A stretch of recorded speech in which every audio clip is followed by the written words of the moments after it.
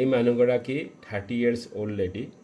She is struggling to conceive, মানে কি বাচ্চা হোৱা নাই, মানে কি বিয়া হোৱা 3-4 বছৰ হ'ল।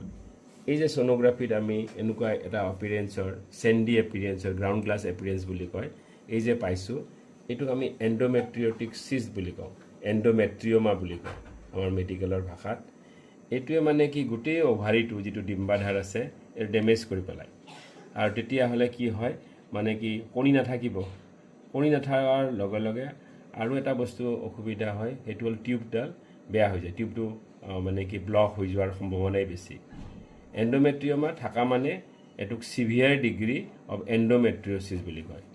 এণ্ডোমেট্ৰিঅচিছ হৈছে যদি ইউটেৰাছৰ ভিতৰৰ লাইনিং যিটো আছে এণ্ডোমেট্ৰিয়াম বুলি কয়, ই যদি বাহিৰত অৱস্থান কৰে তেতিয়াহ'লে ই চিষ্টলৈ পৰিণত হ'ব পাৰে। আৰু এনেকুৱা ধৰণৰ পেচেণ্টে বিভিন্ন ধৰণৰ চিমটম লৈ আহে। পেটৰ বিষ হ'ব পাৰে, সংগমৰ সময়ত পেটৰ বিষ হ'ব, আৰু বাচ্চা নোহোৱা, এই কেইবাটাও চিমটমছ লৈ আহে। এইটো এটা প্ৰগ্ৰেছিভ ডিজিজ, মানে কি বয়সৰ বেমাৰটোৰ লগে লগে বাঢ়ি যায়। এইটো ডিলেড ডায়েগনচিছ হৈছে।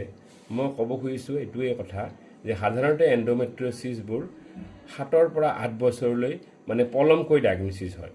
এই পলমকৈ ডায়েগনচিছ হোৱাৰ কাৰণে এখেতক আমি মানে ডিম্বাধাৰটো বচাব নোৱাৰিলোঁ।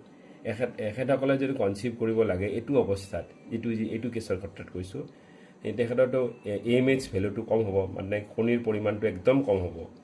AMHটোৱে মানে কি কণীৰ পৰিমাণটো কিমান আছে বুজায়। আৰু গতিকে এইটো কেছত নিশ্চয় যদি কনচিভ কৰিব লাগে তেতিয়াহ'লে মানে বেলেগৰ মাইকী মানুহৰ কণী ল'ব লাগিব বা ড'নৰ ওচাইট ল'ব লাগিব। ধন্যবাদ।